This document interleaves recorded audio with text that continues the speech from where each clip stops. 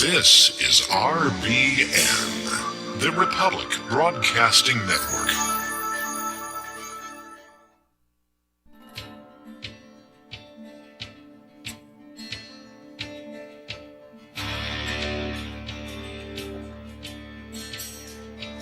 Resurrect the Republic, Truth Radio broadcast on RBN, the Republic Broadcasting Network, because you can handle the truth.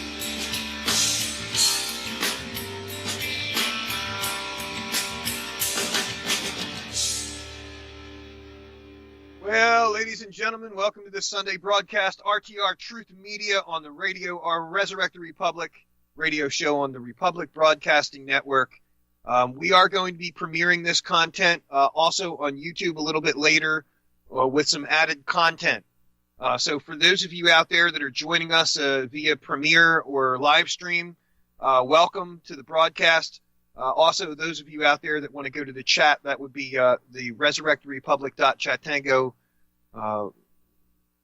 chat room. That's we welcome you there too. Also, don't forget us on Twitter at Tom Lacavera, our BitChute channel where stuff doesn't get taken down and destroyed. Today we're going to be talking about Jeff Winehouse, a new update on Jeff Winehouse, by the way. For those of you that aren't familiar, in a few minutes I'm going to be rolling a clip that that I brought to the attention to Jeff Winehouse, as well as Schaefer Cox and a couple other cases, to Brian Young at High Impact Flicks, who I absolutely appreciate. I thank him for shedding more light onto this situation with Jeff and Schaefer Cox, and we're going to be working together more in the future, advocating for more political prisoners that have been absolutely wrongfully thrown in jail. America needs to wake up. We are living in the modern day police state, and they pick on the people first that people don't usually generally protect. What's that old saying? They came for this guy, but I wasn't one of them, so I didn't defend him. And they came for this guy. Well, now they're coming for me, and there's nobody left to defend me. Well, that's what's going on right now. Also, we're going to have on the show today, Thomas Mick is going to be joining me and adding some of his commentary. and he's just as mad as I am about all this. This is just crazy stuff. First, I want to tell you guys, go to rtrtruthmedia.com. The latest article that we published was on the Houston police situation where they lied to get the search warrant, proceeded to murder a family dog and the homeowners. There's a lot of talk about this case. The gun that the homeowner allegedly used to shoot 4 of the police officers who had, I reiterate, lied to get the search warrant, thus making anything that happens out of that should be democide, homicide, and charged as such. But apparently the gun is missing. So the question is did Tuttle actually fire on police, or did the front door and the back door raid end up shooting each other in a turkey shoot? Really, it doesn't know, because the dog was shot first. That shot could have triggered who knows what, an OK Corral style. We don't know. I have somebody who is in Houston that's working on getting me that information and trying to dig through that. And, of course, we're going to be filing a FOIA as well. So now on to the Jeff Winehouse case. First, for those of you who still may be unfamiliar or may be new listeners, I want to roll the clip that Brian prepared. It's a very short clip giving you the background. It is going to be a little bit visual because the clip is in a video and audio context. So you just bear with us because we are going to be sharing this later in Premiere on video. So it's important that we do it this way. So I want you to hear the details about this. It's a short clip, and then we're going to get into what is now a new update. The advocate in his case, now the guy that goes to see him, Matt Thompson, was arrested because Jeff Winehouse was thrown into the hole weeks ago. After a couple weeks and contacting his attorney, the attorney couldn't get a hold of Jeff. Nobody's talked to him.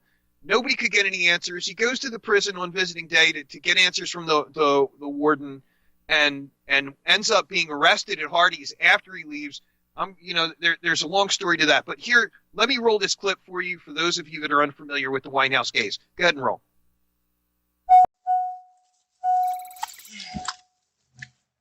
How's it going, Jet? Good, how are you? You got the gun for? Why I got the gun? What you got the gun for? Because I'm an authorized. All right, well, I'm authorized to Get down on the ground. Get on the ground. Get down on the ground. You're going to have to shoot me, man.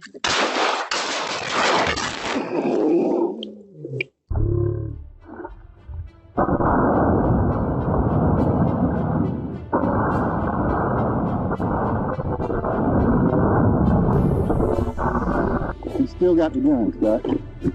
I got it. Yeah, police, FBI, Highway Patrol.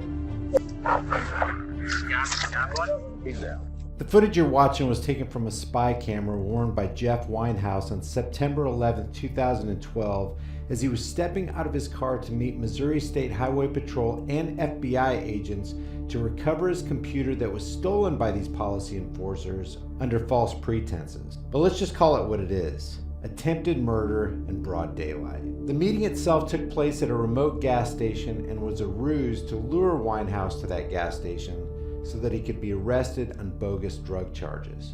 13 seconds after Winehouse stepped out of his car, he was shot 4 times. 2 times in the head and 2 times in the chest with .40 caliber hollow point bullets. Miraculously, he survived. He had a weapon holstered on his left side, but he never drew it, and he never tried to draw it. Winehouse is now wrongfully serving a 30-year prison sentence for assault on a law enforcement officer. The officer who shot him, Sergeant Henry James Folsom of the Missouri State Highway Patrol, testified in court that Winehouse pulled his gun, therefore he had to shoot him. There was overwhelming evidence at the time of the trial to prove beyond a shadow of a doubt that Winehouse was innocent. But neither his attorney nor the prosecutor entered that evidence at trial. He was denied due process and adequate counsel and was falsely convicted. His crime? Exposing government corruption.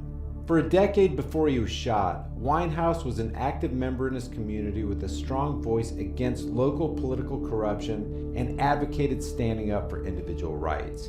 He produced a political newsletter and videos under the name Bulletin Man, challenging corruption and trying to build a better community. Many local businesses showed their support for him by running ads in his newsletter and stocking copies to distribute to patrons. In the summer of 2012, Mr. Winehouse ran an ad in a local paper asking for information on corrupt officials and activities. He got about 200 responses. They were all stored on his computers, which along with other equipment he used to produce his literature. During this time, he was running for county coroner in an attempt to open up 2 old cases that he had reason to believe carried some dark implications. The county coroner has the power to arrest and even replace the county sheriff if necessary when illegal activities are uncovered. On August 16, 2012, Winehouse released a video urging corrupt officials to change their ways or step down. But of course, his outspoken views didn't sit well with some higher-ups. On August 22, 2012, 2 Missouri State Highway Patrol officers, Sergeant Henry Folsom and Corporal Scott Mertens, were supposedly sent to find Winehouse and feel out his intentions in the video, as well as his level of threat to himself or others. They spoke with Winehouse outside his home office about the video. He explained his political platform and intentions in making it. He said he was pushing to reform broken systems and corruption, not advocating violence. Sergeant Folsom then asked Winehouse if he would surrender his computer equipment so they could look him over. After Winehouse denied that request, Sergeant Folsom claimed that he smelled marijuana. His partner, Corporal Mertens, testified that he didn't smell anything. Folsom said he was leaving and coming back with a drug search warrant. He came back 4 hours later, and lo and behold, what did they take but Winehouse's computer equipment? It was this equipment that Winehouse was going to recover from Folsom at the gas station. But this was nothing but a ploy to arrest Winehouse on trumped-up drug charges because they claimed to have found a small amount of marijuana and a prescription pill in the basement when they were stealing his computer. Basically, this guy was exposing corruption in his town. The officials in that town wanted to continue operating their criminal activity in darkness, and now Winehouse is serving a 30-year prison sentence after having done nothing wrong. Are we really going to sit back and allow corrupt government officials to literally get away with murder and attempted murder and theft? Are we going to let our fellow Americans continue to get trampled under the boot of tyranny? How many innocent people are sitting in prison right now? How many innocent people have to die before we get off our asses and do something? How many more people? It's heartbreaking. So let me give you a little bit of what's going on now. Matt Thompson, man, it breaks my heart. He and his wife had to apply to be able to get to visit Jeff and all that. Then in the end, they could only approve one of them. I don't know why. These are the rules of the state that they're in there. But they could only approve one of them. So Matt went ahead and he was approved to be a visitor. So after a couple weeks of not getting any answers and the prison telling them, well, we owe you no explanation. We don't have to tell you why he's in the hole. We don't have to tell you why he's under investigation. Now, keep in mind, ladies and gentlemen, Jeff Winehouse is a model prisoner. I hate using that term, but you know what I mean when I say that. He doesn't create any problems. The only problems he creates is for government investigating corruption. He was running for office to try and make a positive change, and at the same time operating a journalistic, activist style, exposing corruption type of they call him Bulletin Man. Okay, so he's a journalist that they seized his computers, and then rather than calling him and telling him to come to the police station once they have to give these things back to him, rather than calling him and asking him to come to the police station where there's cameras and there's accountability, they tell him to meet him at a gas station somewhere to return his equipment to him. Really funny is that the FBI was sitting across the street, who also, by the way, testified that they never saw him pull any kind of a gun, which he didn't. I want you to think about this for a second, for any detractors that might say, well, he reached for his gun and then the cop shot him. Unless the police officer that shot him twice in the head and twice in the chest was some sort of modern-day gunslinger reaching for a gun, his gun already had to be out to be able to shoot him that many times if he just reached to go to pull the gun. Think about this for a minute. You're standing face-to-face with a cop who's asking you, well, why do you have a gun? Well, because it's an open carry state. I'm allowed to have a gun. And he says, get down on the ground. He's like, no, I'm not going to get down on the ground. You're going to have to shoot me, man. And boom, boom, boom, immediately. Okay? So let's just say, for argument's sake, he reached for the gun. How is it that they managed to pull off 2 in the head and 2 in the chest before he could even get it out? That would lend the only explainable situation to that is that they already had their guns out. If that were even true, which it isn't, we have footage in FBI testimony that says he never pulled his gun. But if, just for argument's sake, if he had reached for his gun, I would have to submit that guns were already drawn on him, because that would be the only thing that would make sense. And therefore, if he hadn't been committing a crime, sorry, but he would have been justified there too. So there is no justifiable explanation why he gets 2 in the head, 2 in the chest, somehow miraculously manages to survive, and now is thrown in the hole. His lawyer, who I don't even know who this guy is or why he can't get a hold of him, no matter whether you're in the hole or not, your lawyer is supposed to have access to you, period. Unless you're being held under the Patriot Act, which that opens up a whole new can of worms. Anyway, I have joining me today Thomas Mick, a good longtime friend of mine and open criticizer of this modern-day Stasi police state. Tom, are you with me? Yeah. Hey. You hear me? Yeah, I can hear you, man. I'm so frustrated. I'm going to be calling the prison Monday. And by the way, for those of you who want to do that, don't call the prison and start name-calling the warden and calling him Blue ISIS and all that stuff. You will only bring the wrath of the prison down upon Jeff's head. You may make yourself feel better, but you're not going to be doing Jeff any favors. So I'm going to be calling the prison on Monday and speaking to whoever I can to try and get answers. Thomas, your analysis on this situation, sir? Well, to be absolutely honest, until I was invited to be on the show, I knew very little about Jeff's predicament. I have done some reading up on it since then. I started out as a constitutionalist, as you may know, Thomas. Me too. And a more of a conservative than anything else when I first started out. I was in the Christian paradigm, and me too. I quoted the Constitution and the Bible in my writings prolifically. Mm-hmm. As a matter of fact, my first focus was on the oath of office. That was I was trying to get government officers in the government to examine their oath and reevaluate their conduct based on it. And that totally failed, because most of the people that care less what their oath meant, they're just career oriented, and they're there for the paycheck or for the prestige or whatever. Yeah. But now I am a dyed-in-the-wool art anarchist. So I view what happened to Jeff. That was a hit, and the governor was in on it, just like the cops. That man never had a chance. They set up that meeting, in my opinion, to kill that man. Unfortunately, or fortunately for Jeff, and unfortunately for the thugs, they were not that good a shot. No, they were. They were Two good in the shots. head. They were good shots. They hit him twice in the head and twice in the chest. They hit him, but by the grace of God or whatever else, he survived. Yep. And by the way, twice in the head and twice in the center mass is pretty much an execution. Wouldn't you say so? Absolutely. I believe that he was lured there to do exactly. He was exposing corruption. They could not be exposed. These people, look, there are some, and I'm with you with, I was a constitutionalist and I still believe in the ideals of the Bill of Rights, right? I'm an anti-federalist. Oh, so do I. Right. So do you.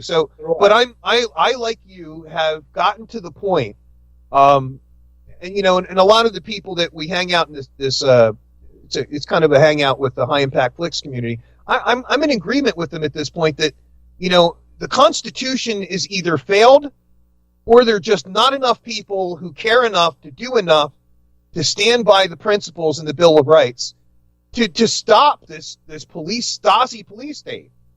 And it sickens me. How can I give my allegiance to an entity that allows things like Schaefer Cox and Jeff Winehouse and the whole Bundy situation and all these things to happen, and these government officials nearly never get prosecuted or taken into account? Like in the case with the Bundy trial, there was destruction of evidence, there was willful withholding of evidence, there was open and blatant bias in and among the investigation. The Wooten letter exposed basically a kill list.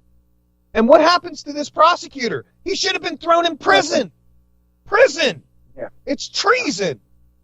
Now they're trying to throw Bundy back in court, and with Navarro presiding, which is just, it's an absolute total travesty of justice.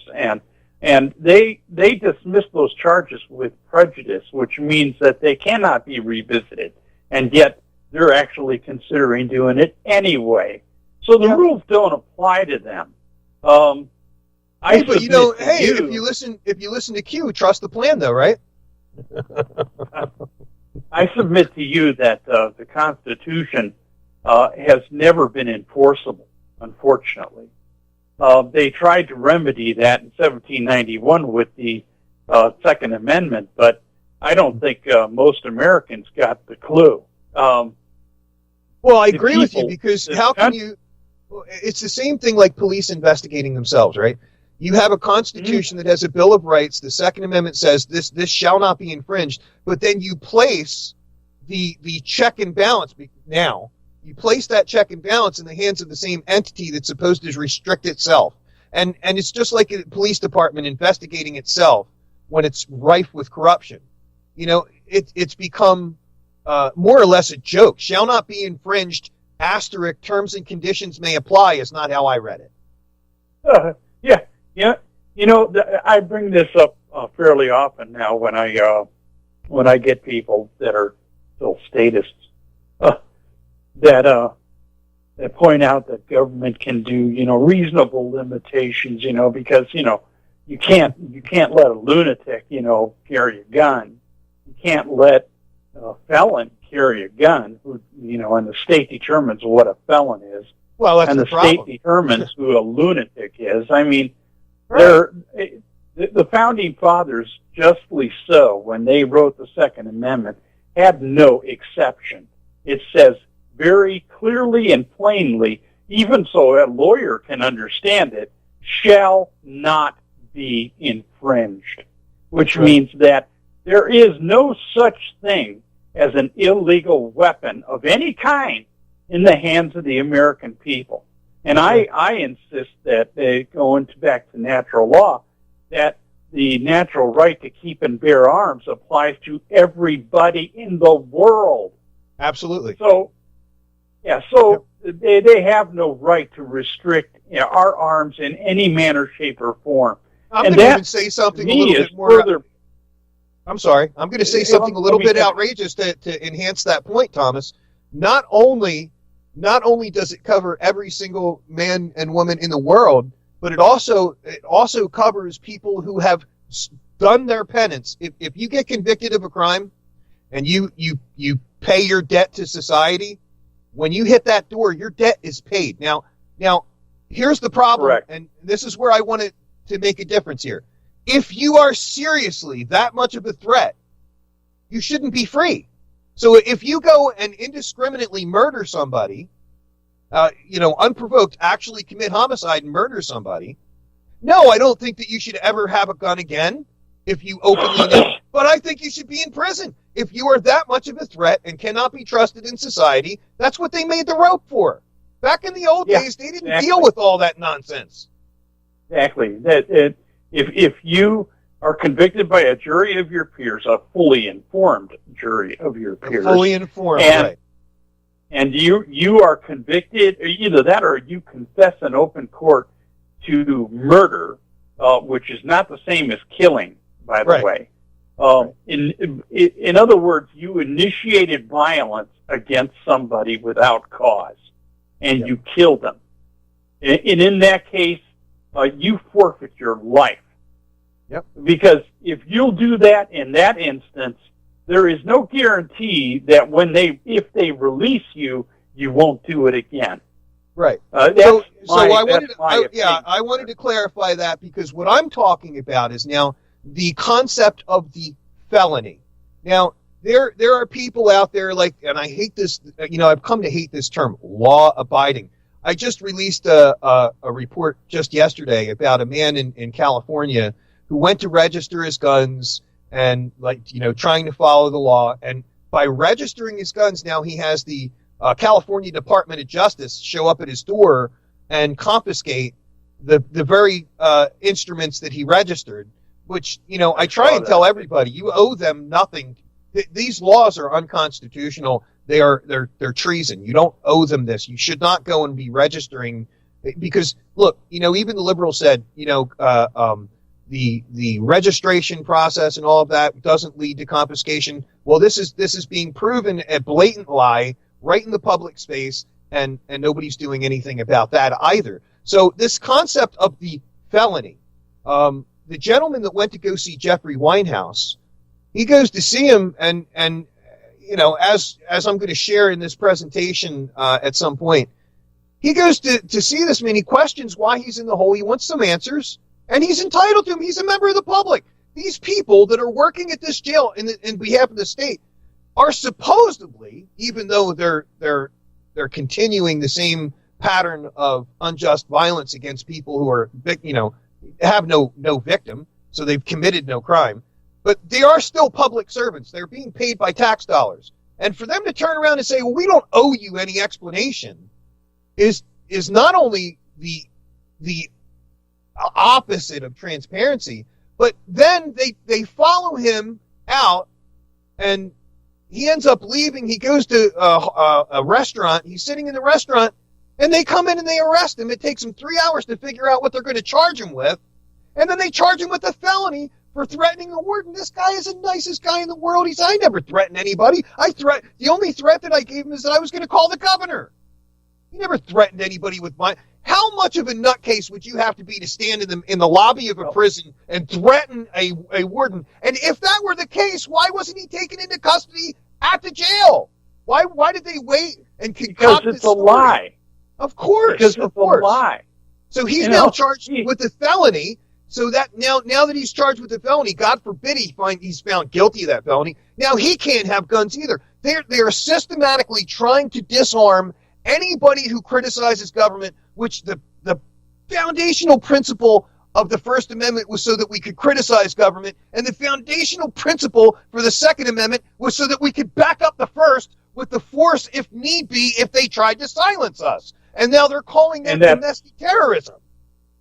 They're not only silencing dissent as much as they possibly can, they're also confiscating our firearms now, openly.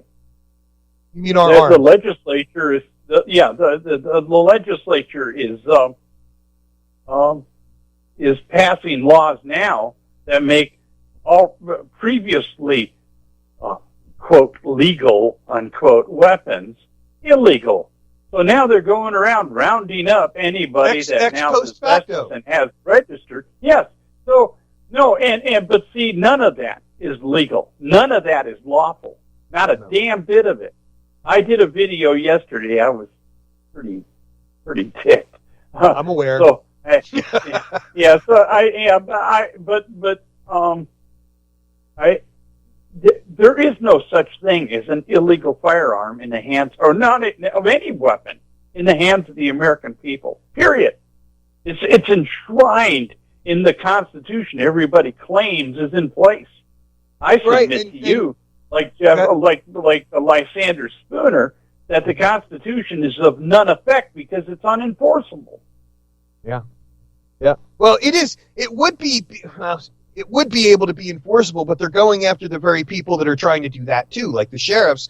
There are sheriffs all over the place, and Brian just did a piece on this. I've done pieces on some of these sheriffs that understand their authority, and they're willing to take a stand and be that check and balance. See, the whole concept of the check and balance process, the office of the sheriff, it's like this, and people fundamentally don't understand the concept of checks and balances anymore. The sheriff is not there to do anything but to preserve and protect the rights of his constituents who elect him. That means any assault upon them, whether it come from within, a neighbor tries breaking into somebody's house, or whether it come from the federal government or even the state government, that sheriff's job is to make sure that the rights of the individual are protected. And now they have turned these sheriff's departments, one systematically, one after another, into just another corporate law enforcement agency, doing the whole revenue generation thing. That's not what they're supposed to be doing. That's not what they're supposed to be doing. They've turned it into, but some of these sheriffs understand, and they're fighting back. But their hands are tied because you have county commissioners, you have everybody surrounding them that's just programmed into the present paradigm, which is a corporatism. It isn't government at all. No. You keep using the term public servants. There are no public servants. Well, no, that's what the propaganda. That's the propaganda that it is. That, the servant. Here's another thing I have a real big argument with. Every time a so-called public official says that the police are there to protect you, they're to protect the neighborhoods, they got servant protect on the sides of the cars, the Supreme Court has been absolutely crystal clear and have made no bones about it. These law enforcement agents are revenue agents. They have absolutely no duty to protect you, according to the U.S. Supreme Court. We have to take a break. We'll be back after a few words from our sponsors, RTR Truth Media, Resurrect the Republic radio show on RBN.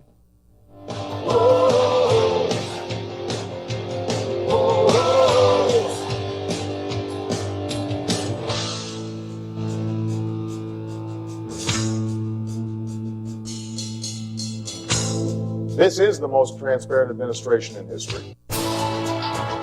You are tuned in to the Republic Broadcasting Network. Visit our website by going to republicbroadcasting.org.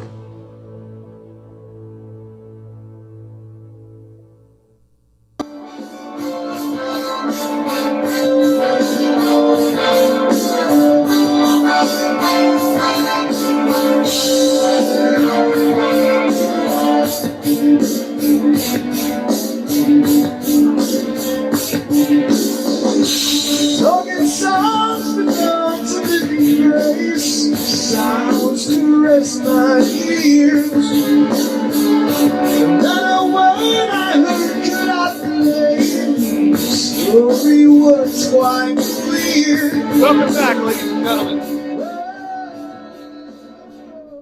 RTR Truth Media Radio Show, Resurrect the Republic on the Republic Broadcasting Network. That's republicbroadcasting.org. Thank you to all our listeners, especially those out there who are going to be watching this premiere. Thank you to all of you for tuning in and caring. We're going to be adding all of the links to this presentation. Both I'll have them entered into the archive as well as our premiere on YouTube, BitChute, all that other business, so that you can become proactive. Start calling people. Start calling your state representatives. Start doing something to bring attention. This is the system that we have, so we have to use what we have right now to bring attention to the Jeff Winehouse situation. Now, what you're about to hear, Thomas, and I wish you, if you can, stay with me through this. I don't know exactly how long this is going to be, but there is first there was a call out just the other day of Matt Thompson's arrest for when he went to go see Jeffrey Winehouse, and I want to share that with people so that they can hear that. Just note he has been released since then, but I want you to hear this plea. Listen to what's going on in real time. Go ahead and roll. I don't even know where to begin. Jeff Winehouse is also known as Bulletin Man, and he, in September of 2012, Jeff was, the Highway Patrol in Missouri attempted to murder him. And after he was shot twice in the head and twice in the chest by Henry Folsom, who was a Missouri Highway Patrolman, after they had illegally confiscated his computers that he used to make these bulletins that were trying to expose corruption in Franklin County, Missouri, and its surrounds. So after Jeff recovered, and Jeff was praying to God on his way to get his computers back. That was the pretense that they used in order to get Jeff to an MFA station in Missouri. And Jeff prayed to God and said, whatever they have in mind, please protect us. Please protect me. Please let it not be effective. It worked. Imagine being shot twice in the head and twice in the chest, and you survive. And he did, I believe, by the grace of God. Approximately November, that was in September, approximately November, they arrest Jeff and charge him with attacking the police officers. Jeff was tried and convicted and sentenced to 30 years in prison, and he's sitting in Bon Terre, Missouri, in a prison in Bon Terre. He had a video watch on at the time, and that shows that he never threatened the police. There were 2 FBI agents on site. Both of them were deposed and said that Jeff open carried. He had a gun on his left hip, but they deposed that Jeff had never reached for his weapon. Within 13 seconds of Jeff exiting his car, supposedly to get his computers back, he was on the ground laying in his own blood. So when we found out about the case, now living in Missouri, when we found out about Jeff's situation, we both applied to be able to visit Jeff in prison. And last October, we had put our applications in many weeks before, and it turned out that he was only allowed, like he has a list of approved visitors, and he was only allowed to have one of us. So Matt went ahead and did the visitation with Jeff.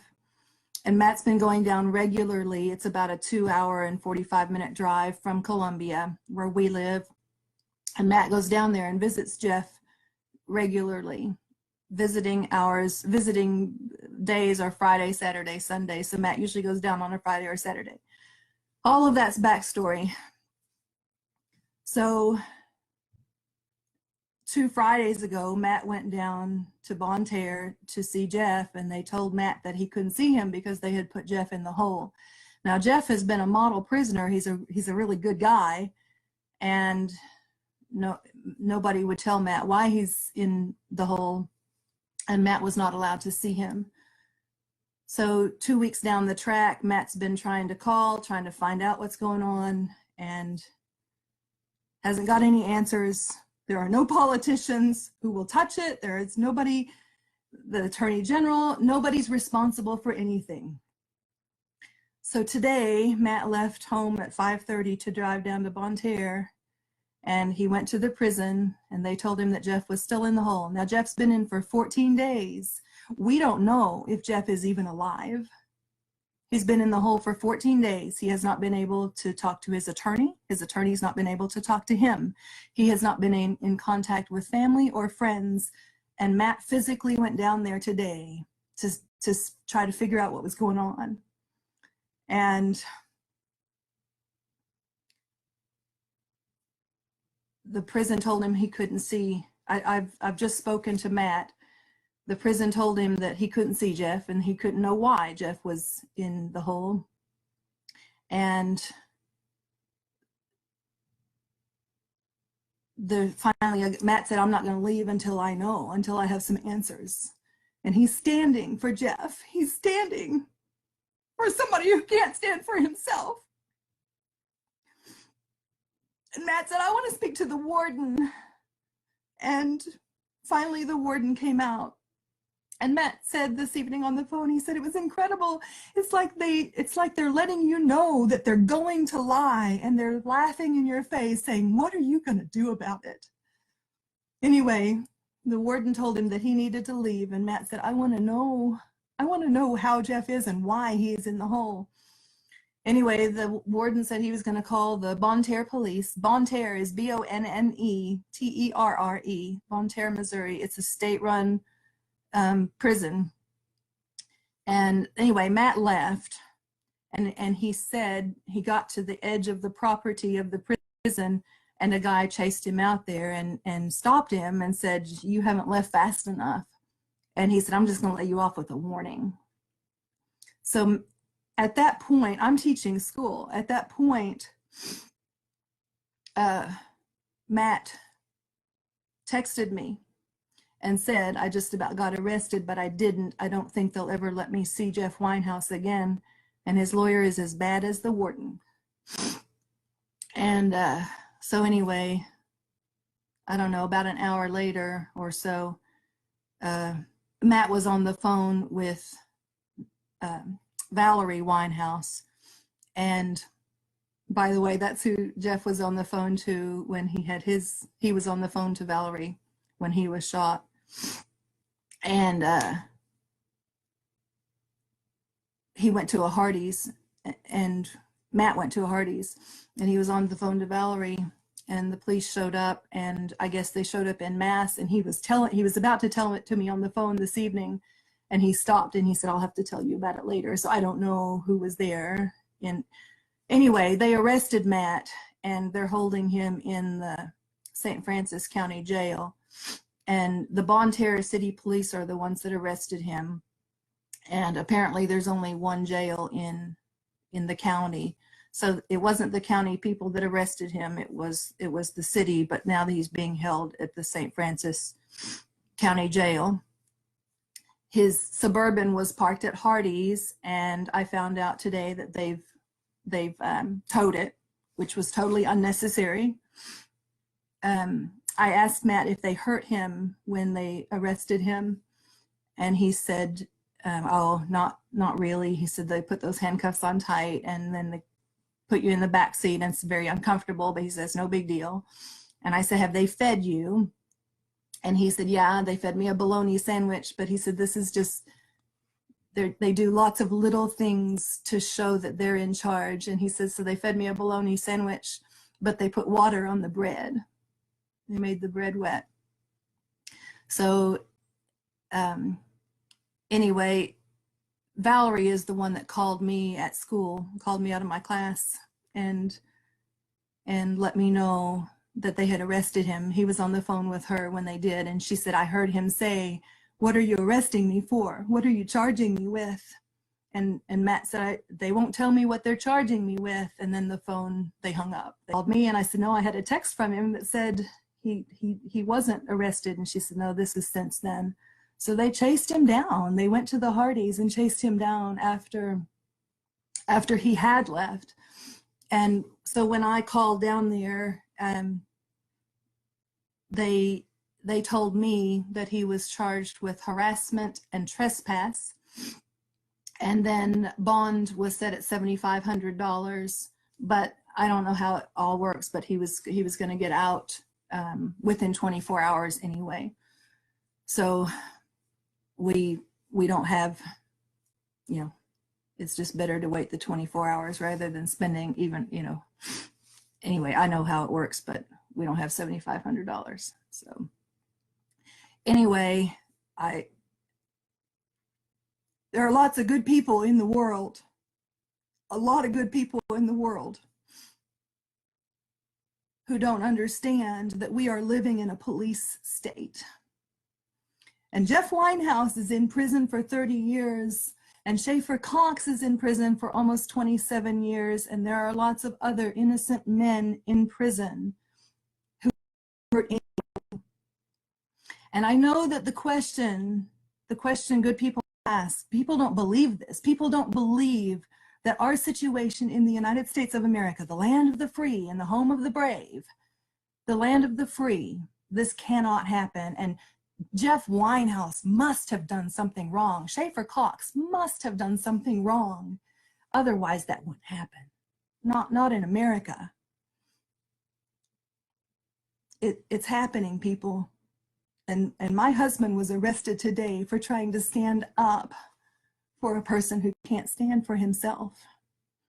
And we can all keep living our happy lives. We can all keep ignoring what's going on.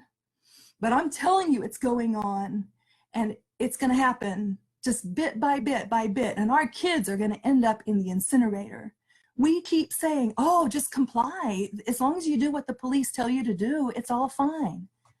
Guys, I am not pro-police. I am not pro-Black Lives Matter. Every individual case has its merits, and it should be measured by its merits. But we have a problem in this country. And until good people are willing to open their eyes to reality, to the fact that we have political prisoners in the United States of America, we've got a problem. We have to stand. And I do believe that if you are a member of government, if you are a member of a police force, and I know we've had good men, good police officers that have been killed because they were about to testify against their fellow police officers. I know how hard it is, and I know about having to provide for a family and wanting to just go along to get along so you can keep your life going. I understand, I get it. But we're headed for trouble. And until good people are willing to stand, we're in trouble.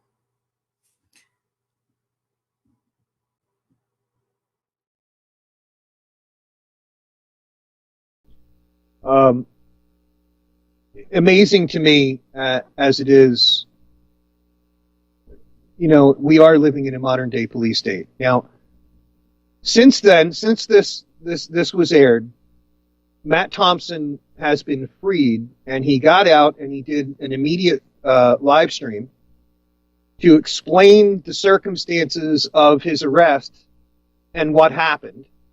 And that's going to be the next segment, and then we're going to close up with a couple comments from Thomas and I. And I also want to just take a moment to thank Thomas for joining me. Thank you for joining me for this, Tom. this is really one of the most upsetting cases that I think that there is out there, and people need to be really aware. So anyway, let's roll Matt Thompson. This is now Matt Thompson. He was just released, and this was his take on it. Go ahead and continue that audio. Unbelievable, just unbelievable stuff. So now you're live. Hello, everyone. This is Matt Thompson, and I just wanted to thank all my friends and everyone who has been concerned about me. But I'm going to tell the story of Jeff Winehouse. As most of you know, I have become good friends with Jeff, visiting him many times this last year. I believe that Jeff is an innocent man. He's serving 30 years in prison for a crime in which he was the victim, not the perpetrator. And, it's a ridiculous situation. It's very important, I believe, for all of us, because it goes to our founding policy that, we have to have freedom of the press and freedom to criticize our government. And I believe this is why they went after Jeff. But in any case, I've been visiting Jeff, and I feel like I'm probably the one that's been visiting him a little bit more than all the others, because I've been able to this last year and become very close friends with him. And I felt like, if he was in trouble, he would rely on me to come and try to help him. And 2 weeks ago, when I went for my normal visit to see Jeff, I was told he was in the hole. He was being investigated and could no longer have any visitation rights, even behind glass. And so I left, and this went on for a couple of weeks. And I tried to give it time for this thing to get resolved, and nothing seemed to be happening. And I was extremely concerned that Jeff was not able to communicate with anybody, including apparently his lawyer, who had told me that he had not spoken to Jeff. So I went back Friday morning to the prison. I am on the approved visitors list. And I went there. I suspected that I wouldn't be allowed to see Jeff, but I wanted to get some answers, because I felt like 2 weeks is too long to not allow a prisoner any communication with a lawyer or anything. And so I went there, and they said, no, I couldn't see Jeff. So I told the lady at the reception that I would like to see the warden then, because I was very concerned. And she said, okay. So I waited calmly. I didn't make a big scene. I just waited over in the corner of the waiting room.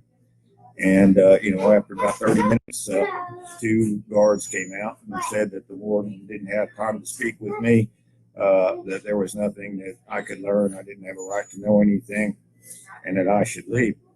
And I said that I really need to speak to the warden about this, because I realized that these 2 guys couldn't make any decisions. And I felt like I needed to talk to the warden to make sure that he understood that people were concerned. And to me, something seems wrong here. You can't have a guy that's not allowed to communicate even with his lawyer. And what's going on? Why can't you state a reason? So eventually the warden himself came out and asked me to step kind of in the foyer. So at this prison, first of all, you're not even allowed at this prison to take a picture. A lot of people like to go there and if they have an inmate in there, take a picture of the front gate or the front flagpole, saying this is where my loved one is. And they don't let you do that. You're not allowed to take any pictures. You can't carry your phone or any devices into the lobby. So I was in the lobby. I didn't have any devices, any phones, any recording, anything like that, because that's their rule. And so when the warden got there, he asked me to step out into the breezeway, which I did. And he had another assistant with him. And I asked him to tell me what was going on with Jeff. And he said, I have no right to know that. And I said that I was concerned that it might be illegal to hold somebody without the ability to contact even their lawyer. And he said that, I'm not a lawyer. How would I know? I've got no business being there, and I need to leave. And I said, well, I need to find out about Jeff. And he said, you need to leave or I'm going to call the local police. And so I left, and I walked out to the parking lot. And, I took maybe, 30 seconds or so to check my phone and stuff, as I usually do when I turn my phones and everything back on when I got to the car. And I started driving out. And as I got almost out of the prison in the driveway, the police pulled me over and stopped me. And they said, you need to leave. And I said, I'm leaving, look. And they said, well, you're not leaving fast enough. And I said, well, okay, let me go and I'll leave faster. But they ran my license and everything. And finally he let me leave. And so I left and I drove into the town of Monterey. And I went to a Hardee's restaurant there to kind of gather my thoughts and figure out what I wanted to do. And while I was at the Hardee's there, I made 2 phone calls. First of all, I called the governor's office, the governor of Missouri, and I let them know at the office there that I was very concerned. I didn't make any threatening comments. I made no threatening comments to anybody anywhere other than, I told the warden that I thought it wasn't right what he was doing, but I didn't threaten any action other than I might have mentioned that I was going to notify the governor. But I made no threats. And so I did call the governor's office, and, that conversation lasted about 30 seconds. They said the governor's in D.C. at the moment, but we will let him know about the situation when he gets back. I said, okay. And then I called a lady named Valerie Winehouse, asked me to call her, Jeff's second wife. So I called Valerie and, spoke to her for maybe, 20 minutes, 25 minutes. And she was telling, the whole history of their relationship and everything. By the time I got done, the cops, I realized the cops had locked my car in at the Hardee's restaurant. And they came in there.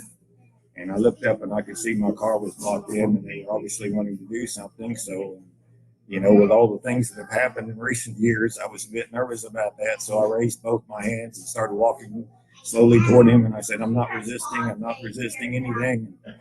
And he said, you need to go back over to the other side of the restaurant.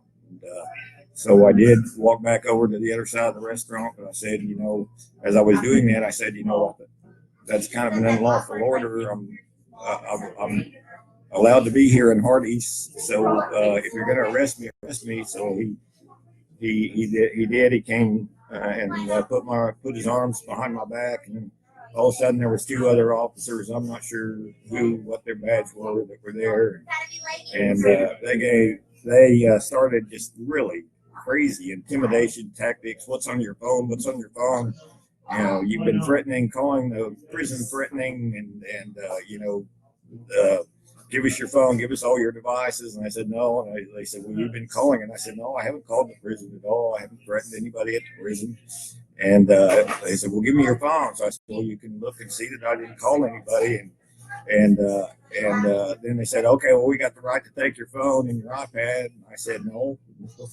I just said you could look at those calls. And so this, they started all these crazy things, accusing me of all kinds of wild, different things and threatening. And I said, you have to tell me what I'm being arrested for.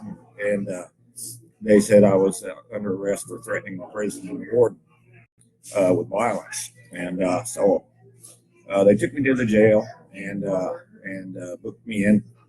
And it was probably from the time they arrested me, I think it was close to about 2 hours before they finally figured out, what they were going to charge me with. And, to my way of thinking, these are supposed to be law enforcement officers. They're there to enforce the law. So, if they can't figure out what law I violated until 3 hours afterwards or 2 hours, whatever it was, what are they doing here? This goes back to the rule of man rather than the rule of law. And so anyway, I got put in the cell there, it's a regular cell at the county jail, and I was in there by myself first. It's just a one-person cell, but by the time I got through the evening, there was at times 6 people in there, various people, 5 people in there, and people are curled up with no room to lay flat in there in a one-person cell. And through the night, and of course, there's like a toilet in the middle of the thing. Nobody can get any toothpaste or anything like that. You can't even dry your hands. It's a germ-infested place. And so it gave me a good eye-opening experience to what really goes on in those places. And then today I was released on recognizance. They have my phone and my iPad, and I don't know why. And they said that they're being seized and they're trying to get a warrant. So I think, the guy already looked at my phone. He knows that I never called back to prison. He established that when we were at Hardee's. But I don't think they have a right to have my devices, and I think they need to give them back. And, were those devices used in committing a crime? What crime? I mean, it's crazy, but I'm charged with a felony. And as far as I know, I wasn't given documents when I left the prison saying I have to appear at a certain date. But I was told that I was charged with two offenses. One was trespassing, which, I'm an approved visitor at the jail. And when the warden told me to leave, I left. And I was at the Hardee's when they arrested me. So how was I trespassing? And then the other one is a felony charge of harassment. And I don't know anything about that charge or what it means, but obviously they changed from their earlier thing that they said that I was threatening somebody. And, I never threatened anybody. I asked the warden of the jail to give me some answers, and he did. And he told me to leave, and I did. And so that's where it sits at the moment. I wish they would give me my devices back. Those devices were not used to commit any crime. As far as I'm concerned, I committed no crime. I believe it's important that we reestablish that people have the right to criticize their government. RTR Truth Media, rtrtruthmedia.com, the Resurrected Republic radio show on the Republic Broadcasting Network. That's republicbroadcasting.org for all of you out there that are watching this premiere. You guys, a lot of my new subscribers know me from YouTube and BitChute. They're not as familiar with RBN or the Republic Broadcasting Network, the radio show we do every Sunday. We're here live, and we will take your calls. This was a rather a long presentation today, and so we didn't have really time to get to a call line. I apologize for that. But this situation here is, if you look at the Jeff Winehouse case and you look at the Houston police situation, Thomas, I mean, are you familiar? Are you aware of that Houston police, the ones that lied to get the search warrant? Did you hear about that? Yeah. Crazy, man, crazy. The police lied. I'm frankly at the stage of trying to get people to understand the concept of a natural law militia, and Amen. I have no faith whatsoever in statists anymore, especially people claiming to be public officers when in fact they're corporate officers and they're accountable to corporate boards, not the people. And they might give lip service to a constitution in their oath, but their job description and their orders are issued basically by people that are wiping their butts with those documents. They don't care.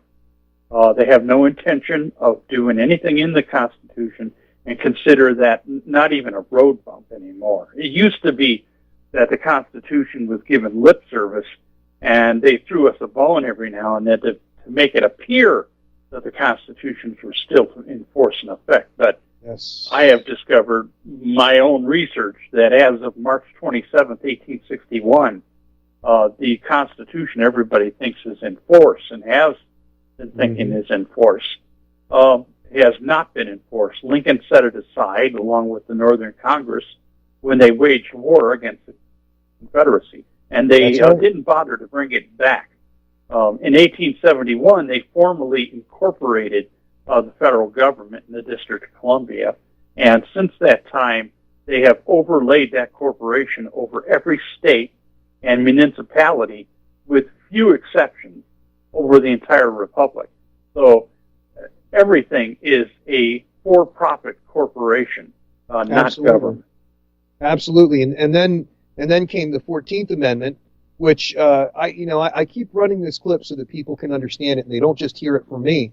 But Professor Thomas Woods did a piece on this in a lecture where he said, a couple of the states in the South, they had to kidnap representatives and forcefully make them be seated to ratify what has become the instrument of what I call absolute tyranny in America, which a lot of people, it's propaganda that that this 14th Amendment set us free, right? Let's look at what is the claim being made here.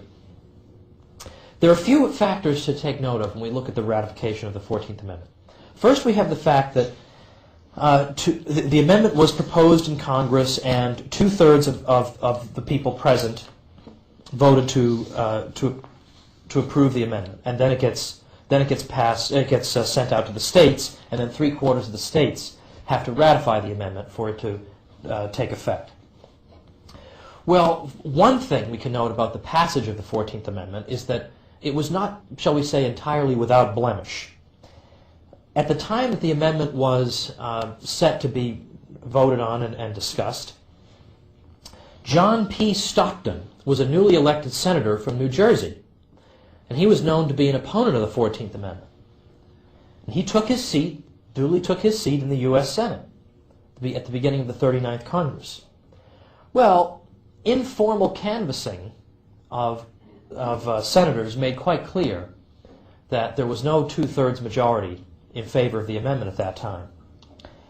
In fact, it turned out that the amendment would have been one vote short of passage. So, a motion was introduced not to seat John Stockton. But he's already been seated. This is the problem. He's already been seated. So you can't really vote not to seat somebody who has been seated. If he's been seated, and you want to get rid of him for one reason or another, you have to vote to expel him. But expulsion requires a 2/3 vote. They didn't have a 2/3 vote to expel him. So they voted not to seat somebody who had already been seated. Okay? I mean, it's sort of like, how can something be both A and not A at the same time and in the same manner? So they voted not to seat this man who had already been seated. And then they went ahead and voted to approve the 14th Amendment. Now that's, it's really not legal. It's right, not a proper procedure. But that's actually the least of the problems associated with the amendment. Then it goes out to the states. Now Tennessee ratifies the amendment. But here's how Tennessee ratified the amendment. The problem that was occurring in Tennessee was that opponents of the amendment were refusing to show up at the State House and thereby preventing a quorum. Okay, I mean, you have to have a certain minimum number of people present in order to conduct business. Well, opponents of the amendment thought one way to prevent its ratification is just not to show up, and then they wouldn't have a quorum. Well, in order to get a quorum, 2 of the anti-amendment Tennessee legislators were actually kidnapped and forcibly brought to the State House and declared to be present so that the vote could take place.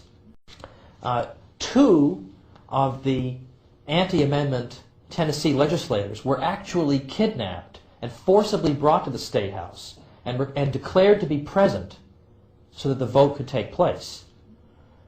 Now there are some sticklers, who think that kidnapping is immoral, who would throw, some doubt on this, the legality of this. And the thing is that when the House Speaker called the roll, well, these 2 representatives refused to answer. They refused to say they were present because in their mind they weren't, spiritually they weren't present. They were only there, under duress. I mean, really by force. So they refused to answer the roll, but nevertheless they were declared present so that the amendment could be ratified. Well, we're gonna, what, Thomas, you and I and Bruce Ray Riggs should probably do an episode on the 14th Amendment to show people what I'm talking about.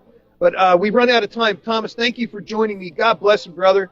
Thank you so much for joining me. And for those of you out there listening via live stream or radio, God bless all of you. We're with you. Keep up the fight. Jay.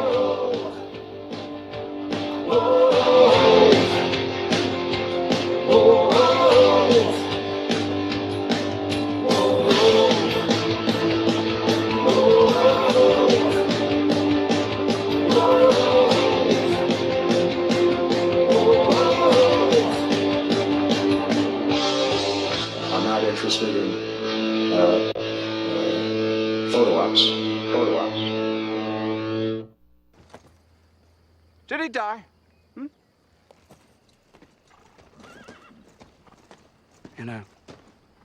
It's an ugly business, doing one's duty. But just occasionally, it's a real pleasure. Before this war's over, I'm going to kill you.